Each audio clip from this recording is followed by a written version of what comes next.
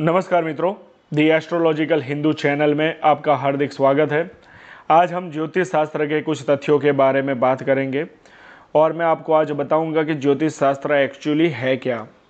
जब भी मनुष्य के जीवन में विपदा आती है तो सबसे पहले वो अपनी कुंडली दिखवाता है तथा उसका समाधान ढूंढता है और उसके अनुरूप उपाय भी करता है। किंतु क्या ये उपाय सही होते हैं? क्या एस्ट्रोलॉजी एक बिजनेस बन चुका है?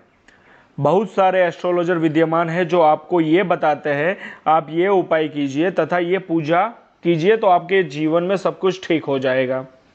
जो भी इंसान मेरा ये वीडियो देख रहा है और सुन रहा है उसमें से 98% लोगों ने बहुत उपाय तथा पूजा पाठ करवा ली है, लेकिन रिजल्ट उनको कुछ नहीं मिला। क्यों ऐसा हुआ आप सब लोगों के साथ? क्योंकि मार्केट के अंदर घूमने वाले 90% एस्ट्रोलॉजर फेक है जो अपनी जेब भर रहे हैं। क्योंकि लोगों ने एस्ट्रोलॉजी को धंधा बना लिया है। वो लोग ऐसा सोचते हैं कि लोगों का कल्याण हो या ना हो, लेकिन वो खुद का तो कल्याण कर ही लेते हैं। बेचारे भोले भाले इंसान को एस्ट्रोलॉजी के नाम से डरा के आज कल मार्केट में बहुत सारे लोग 10-10 हज़ार तक की फीस लेते हैं। कुंडली देखने के नाम से जब कोई कुंडली दिखाता है तब वो बताते हैं कि आपकी कुंडली में ये राजयोग है। इंसान खुश होकर चला जाता है। फिर 5 साल बाद वही इंसान को आप देखोगे या वो एस्ट्रोलॉजर देखेगा या फिर आप उस एस्ट्रोलॉजर के पास जाओगे तो एक चीज़ समझिए कि वो इंसान ड्राइविंग की जॉब कर रहा होगा, या तो ऑटो चला रहा होगा या कार चला रहा होगा। वो अपनी किस्मत को कोसता है। जीवन में राजयोग महत्वपूर्ण नहीं है। आपकी बुद्धिमत्ता कैसी है वो आपके ऊपर डिपेंड करता है। जितनी अच्छी बुद्धिमत्ता आपकी रहेगी उतनी अच्छी लाइफ रहेगी आपकी। एस्ट्रोलॉजी कोई ऐसी वैसी चीज नहीं है, आप समझिएगा। ये उपाय से ठीक नहीं होगा। यदि आपकी कुंडली के अंदर कोई ऐसे ग्रह बैठे हुए हैं जो आपको परेशान कर रहे हैं तो वो आपको उपाय से और पूजा पाठ से ठीक नहीं होगा कभी भी। लाइफ में है ना, सब कुछ प्राप्त किया जा सकता है, परंतु किसी योग्य एस्ट्रोलॉजर से आप संपर्क में हो तो एस्ट्रोलॉजी सही है, गलत नहीं है, परंतु 90% लोगों ने उसको बिजनेस बनाया हुआ है। उनको अपना घर भरना है, दूसरों की उनको कोई चिंता नहीं है। एक छोटी सी चीज मैं आपको समझाना चाहता हूं कि लाइफ के अंदर किसी पंडित ने आपको बोला है कि आप इस रास्ते से जाओगे तो आपका एक्सीडेंट हो जाएगा, तो आप जरा सा लॉजिकली सोचिए, आप जाओगे उस रास्ते से? आपको पता है सामने खाई है तो आप कूदने जाओगे? तो एस्ट्रोलॉजी फ्यूचर बता सकता है, लेकिन उस फ्यूचर को भी आप संभाल सकते हो, सुधार सकते हो। ठीक है, तो उसके अंदर आपको कोई प्रॉब्लम आएगी नहीं, लेकिन आपके पास योग्य एस्ट्रोलॉजर होना जरूरी है, जिसको ज्ञान हो, जो एनर्जियों को न्यूट्रल करना जानता हो।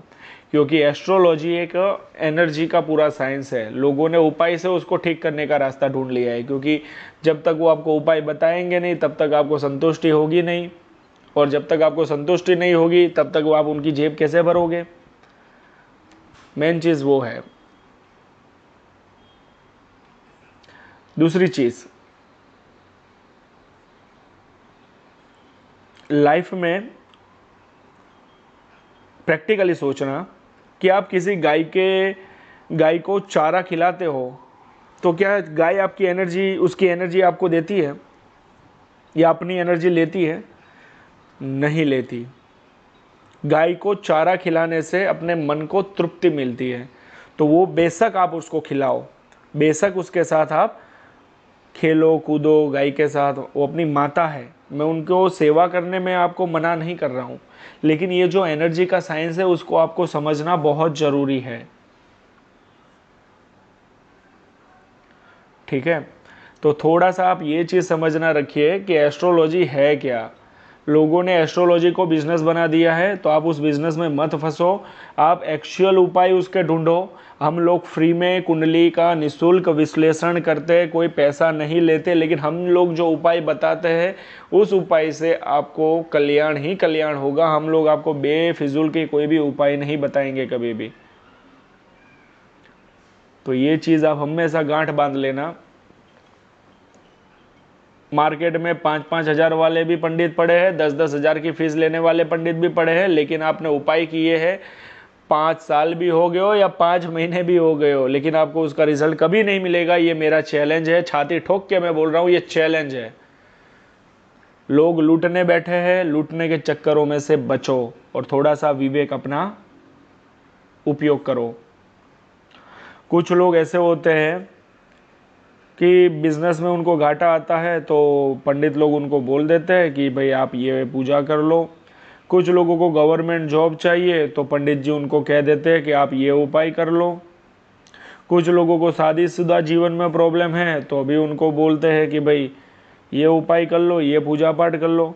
ये एनर्जियों को न्यूट्रल कौन करेगा इसके अंदर, मुझे ज़रा ये समझा दीजिए। जब तक एनर्जी न्यूट्रल नहीं होगी जब तक एनर्जी न्यूट्रल ही नहीं होगी तब तक आपको तो बेनिफिट कोई भी ग्रह का नहीं मिलेगा। तो क्या करोगे आप? तो एनर्जी न्यूट्रल करने का साइंस ही एस्ट्रोलॉजी है।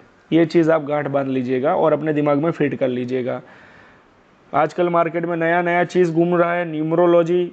न्यूमरोलॉजी में तो मुझे पता ही नहीं चलता न्यूमरोलॉजी है क्या। मेरा तो दिमाग ही नहीं जा रहा न्यूमरोलॉजी के अंदर। नंबर के अंदर चलो दिमाग जाता है अपना, 1 से 9 अंक के जो नंबर होते हैं ना, उससे कल्याण होता है। लेकिन न्यूमरोलॉजी को किस तरीके से ये लोग फेस कर रहे हैं मुझे तो ये नहीं पता चल रहा। न्यूमरोलॉजी के चक्कर में लोग बेचारे फालतू के फंसे हुए हैं और न्यूमरोलॉजी से अपना कल्याण करवाने चाह रहे हैं वो लोग। यानी ये सब चीज़ें वाहियात है। उपाय से किसी का भी एस्ट्रोलॉजी में कोई भी ग्रह ठीक नहीं होगा, ये चीज़ याद रख लीजिएगा। उपाय से एस्ट्रोलॉजी में कोई भी ग्रह ठीक नहीं होगा। ये जो चीज़ मैं बोल रहा हूँ ना, आप अपने मन को टटोल के सोचिए कि आपने भी अपने जीवन में उपाय किए हैं क्या, आपको फल मिला है क्या, ये भी आप सोच लीजिए। उपाय और पूजा पाठ, जो भी पूजा आप करवाते हो, वो प्रकृति का कल्याण करता है, इंसान का कल्याण नहीं करता। ये चीज़ याद रख लेना, वो प्रकृति का कल्याण करता है। किसी को कुछ दोगे तो आपके पास आएगा, वो बात सही है, आएगा। लेकिन एनर्जी कहाँ गई? ये 9 ग्रहों की वो एनर्जी आपके अंदर विद्यमान है, उसका क्या करेंगे हम? वो चीज़ तो सोचो। ये सब उपाय करने से है ना, इंसान का फाइनेंस का प्रॉब्लम सॉल्व नहीं होगा, लव लाइफ का प्रॉब्लम सॉल्व नहीं होगा, बिजनेस का प्रॉब्लम सॉल्व नहीं होगा, जॉब का प्रॉब्लम सॉल्व नहीं होगा। क्योंकि एस्ट्रोलॉजी का पूरा साइंस जो है ना, ऊर्जा के बेस पे है। आप बहुत बहुत अच्छे और समझदार लोग हो आप लोग, तो मैं एक चीज़ समझा रहा हूँ आपको, आप समझिए। इस पृथ्वी के ऊपर है ना 700 करोड़ लोग हैं, ठीक है, 700 करोड़ लोग। अब एक चीज सोचिए, ये 700 करोड़ लोग और उसमें से 9 ग्रह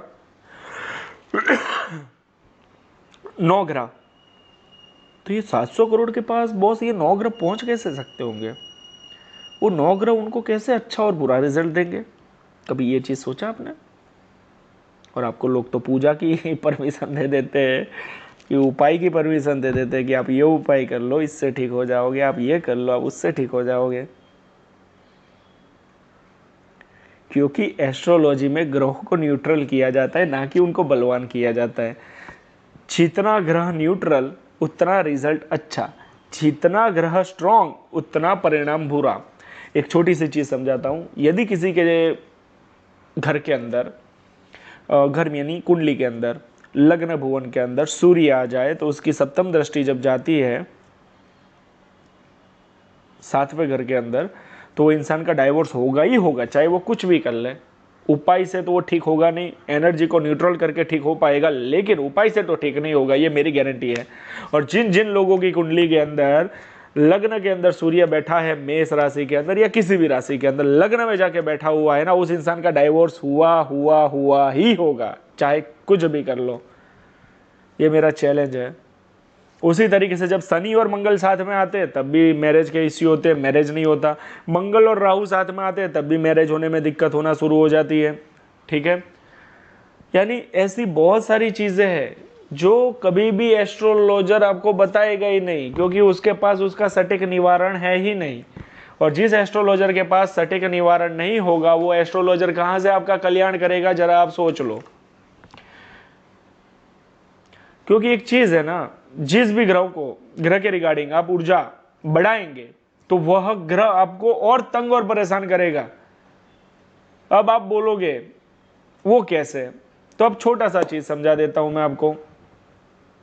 जब कोई एक इंसान कुर्सी पे बैठा हुआ होता है प्लास्टिक की चेयर पे, ठीक है, उसको बिठा के उसके पीठ के पीछे आप 15 से 20 बार कपड़ा मार दो, उसके बाद उसकी बॉडी को टच करो तो आपको एक करंट लगेगा। अब अपना तो बॉडी है, अपनी बॉडी में ऊर्जा आई कहां से? यदि जो ऊर्जा होनी ही नहीं चाहिए अपनी बॉडी के अंदर तो ऊर्जा आई कहां से? तो उसी तरीके से 9 ग्रहों की जो एनर्जी है वो पृथ्वी पे इंसान को एनर्जी भेजती है और उसके बॉडी के अकॉर्डिंग उसके शरीर में उसके हॉर्मोन्स बनते हैं, उस हॉर्मोन से उसका माइंड बनता है, उस माइंड से उसका मन बनता है। तो एनर्जी को न्यूट्रल करना पड़ता है ना। एनर्जी को न्यूट्रल नहीं करोगे तो कहां से आपको बेनिफिट होगा? लोग आपको उपाय ही करवाएंगे, पूजा पाठ ही करवाएंगे, यही करवाएंगे, वही करवाएंगे, लेकिन परिणाम तो आपको जीरो ही मिलेगा। और जब तक आप उपाय करते रहोगे, पूजा पाठ एस्ट्रोलॉजी के रिगार्डिंग घर के अंदर पूजा पाठ करते हो, मैं कभी नहीं रोकूंगा, क्योंकि मैं एक सनातनी भक्त हूँ, जय श्री राम, और मैं हमेशा अपने वैदिक कल्चर को ही फॉलो करता हूँ। लेकिन ये जो वैदिक कल्चर है वो प्रकृति का कल्याण करता है, मनुष्य की आत्मा का कल्याण करता है, लेकिन उसकी फाइनेंशियली प्रॉब्लम को, लव प्रॉब्लम को, जॉब की प्रॉब्लम को या फिर मैरिज की प्रॉब्लम को सॉल्व नहीं करेगा, नहीं करेगा, नहीं करेगा, क्योंकि पूजा पाठ आत्मा की कल्याण के लिए होता है। ये चीज़ याद रखिएगा आप, ये मेरी रिक्वेस्ट है आपसे। आपको मेरा वीडियो शायद सुनने में अच्छा लगा हो या ना लगा हो, मुझे नहीं है पता, लेकिन एक रिक्वेस्ट है, यदि आपको अच्छा लगा हो तो जो भी इंसान एस्ट्रोलॉजी के अंदर बहुत पैसे बर्बाद कर चुका है तो उस इंसान को मेरी ये वीडियो एक बार भेज देना, शेयर कर दीजिएगा और मैक्सिमम मात्रा में शेयर कीजिएगा, जिससे सही नॉलेज लोगों को मिल पाए और वो उपाय जब भी करे अपनी ग्रहों के अकॉर्डिंग तो एनर्जियों को न्यूट्रल करना वो सीख ले, जिससे उसको अपने जीवन में तरक्की, कामयाबी, गज केसरी राजयोग का फल मिलेगा, रुचक राजयोग का फल मिलेगा, मालव्य राजयोग का फल मिलेगा, सब राजयोग का उसको फल मिलेगा। ये चीज याद रखिएगा। और मैं कोई पूजा पाठ के अंदर आप लोगों को मना नहीं कर रहा हूँ, लेकिन सिर्फ और सिर्फ एस्ट्रोलॉजी के रिगार्डिंग ही उपाय और पूजा पाठ के लिए मना कर रहा हूँ।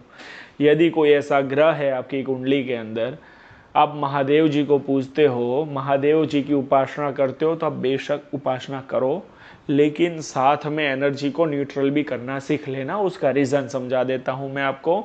यदि आप महादेव जी को पूज रहे हो तो 9 ग्रह उनके अंतर्गत आते हैं। हनुमान जी को पूजते हो तो उसमें से 3 ग्रह उनके अंतर्गत आते हैं।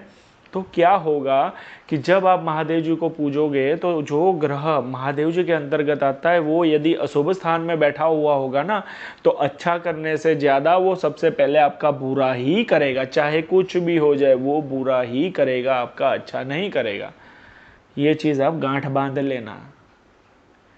उसी तरीके से हनुमान जी की बात बताता हूँ मैं कि हनुमान जी को जब आप पूजोगे तो मंगल, शनि और राहु, ये 3 हनुमान जी के अंतर्गत आते हैं। ठीक है, क्योंकि मंगल देव के आराध्य देव है वो हनुमान जी है। यदि मंगल आपका अशुभ स्थान में बैठा है, राहु आपका अशुभ स्थान में बैठा है और आप शनि की 7.5 चल रही हो और आप शनि महाराज को शांत करने के लिए हनुमान जी की आराधना करते हो और एनर्जी को न्यूट्रल नहीं किया आपने, तो उसका रिजल्ट ये होगा कि शनि महाराज ने तो आपको छोड़ दिया, लेकिन वहाँ पे लंका लगा देंगे आपकी मंगल देव और राहु। फिर क्या करोगे? कभी ये भी चीज़ आप सोच लीजिएगा। यदि मैं सही बोल रहा हूँ तो प्लीज़ मेरे इस वीडियो को ज़्यादा से ज़्यादा लाइक, शेयर, कमेंट करना मत भूलिएगा। और मेरी यूट्यूब चैनल भी है, मेरा फेसबुक पेज भी है, मेरा इंस्टाग्राम पेज भी है और फेसबुक का ग्रुप भी है। तो कृपया करके मेरी उस चैनल को सब्सक्राइब कर दीजिएगा और मेरे पेजों को और ग्रुप को ज्वाइन एंड फॉलो भी कर लीजिएगा, जिससे मैं आने वाले टाइम में एस्ट्रोलॉजी के ऊपर आपको अच्छी अच्छी वीडियो बना के भी भेजूंगा, जिससे आप लोगों को टोटली इसके रिगार्डिंग तो माहिती अच्छी तरीके से मिल पाए, जिससे आपका कल्याण हो। मेरा एक ही मत है, मेरी एक ही सोच है कि एस्ट्रोलॉजी के अंदर जो भी इंसान अपना जीवन सुधारने का प्रयत्न कर रहा है एस्ट्रोलॉजी के अंतर्गत, तो उनको सही नॉलेज मिले और सही ज्ञान मिले, जिससे वो अपने जीवन में कुछ कर पाए, ना कि उसका अशुभ हो।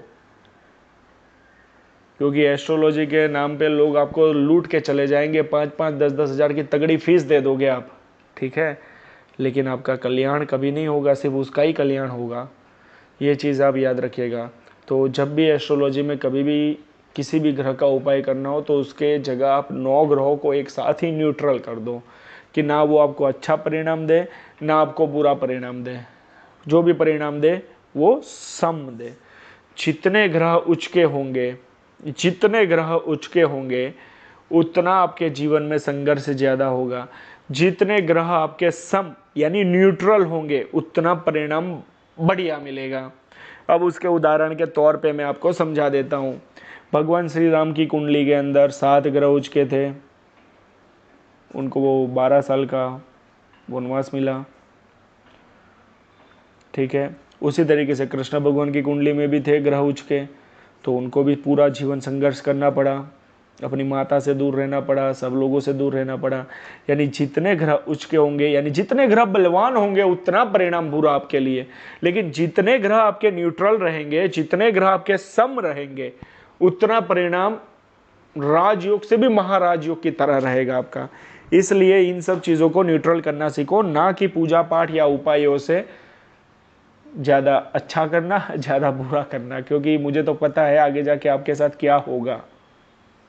लेकिन एक इंसानियत के नाते हम लोग तो फ्री में निःशुल्क कुंडली का विश्लेषण करते हैं, और जो सही है वही हम लोग यजमान को बताते हैं कि आपकी कुंडली में ये प्रॉब्लम हो रहा है, आप इसको न्यूट्रल करने का तरीका ढूंढो, या फिर हम लोग आपको बता देंगे, जिससे उनको अपने जीवन में संघर्ष करना कम हो जाए।